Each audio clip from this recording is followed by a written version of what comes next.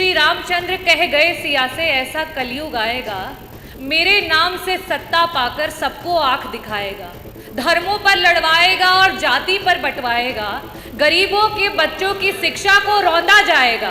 सुन लीजिए, गरीबों के बच्चों की शिक्षा को रौंदा जाएगा।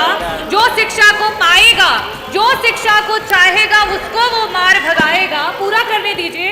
और ऐसा करके वैसा करके बस अपना मकसद पाएगा। हमारे बच्चों को शिक्षा क्यों नहीं दे पा रही है ये सरकार? रामराज की बात करती है। डॉक्टर रागिनी, माध्यमिक शिक्षा मंत्री जी से प्रश्न पूछने का अवसर दिया। मेरा प्रश्न मंत्री जी से बड़ा ही सीधा था कि जितने भी सरकारी एवं जो अनुदान एडेड कॉलेजेस हैं, इंटर कॉलेजेस, वहाँ पे क्या साइंस स्ट्रीम की जो है वो शिक्षा उपलब्ध है कि नहीं? क्या सरकार को इसकी जानकारी है? मंत्री जी, आपके विभाग के जो अधिकारी हो उन्होंने उत्तर जो है वो गलत बना के दिया।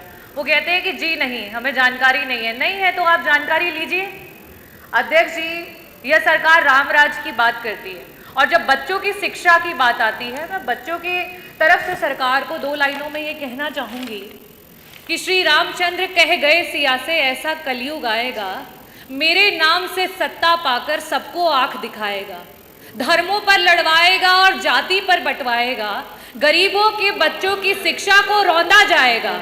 सुन लीजिए, गरीबों के बच्चों की शिक्षा को रौंदा जाएगा।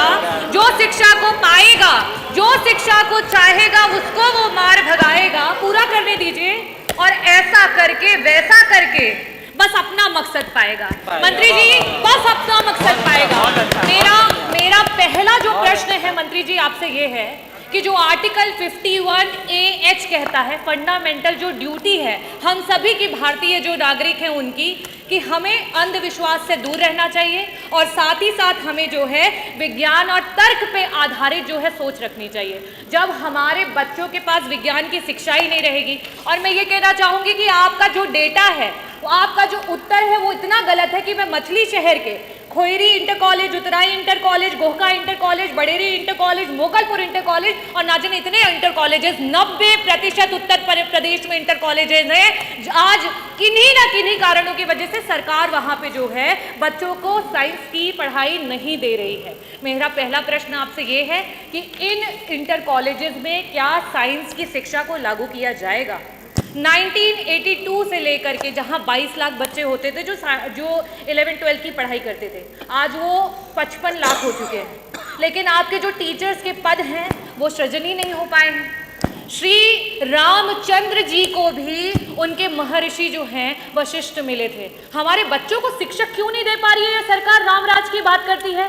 मेरा दूसरा बड़ा सटीक प्रश्न आपसे ये रहेगा कि 2017 से लेकर के अभी तक जितने भी हमारे प्रिंसिपल्स रिटायर हुए थे, इंटर कॉलेजेस में एक भी प्रिंसिपल नहीं पहुंच पाए। मंत्री जी, उनको पहुंचाने का काम करेंगी। विभिन्न जो हमारे क्षेत्र हैं उनके जो है टीचर्स नहीं अवेलेबल है, उनको पहुंचाने का काम करेगी। यहाँ तक कि इंटर कॉलेजेस में ग्रुप डी स्टाफ नहीं है, आउटसोर्सिंग पे नहीं है, परमानेंट तो दूर की बात है, क्या उनको वापस से देने का काम करेंगे?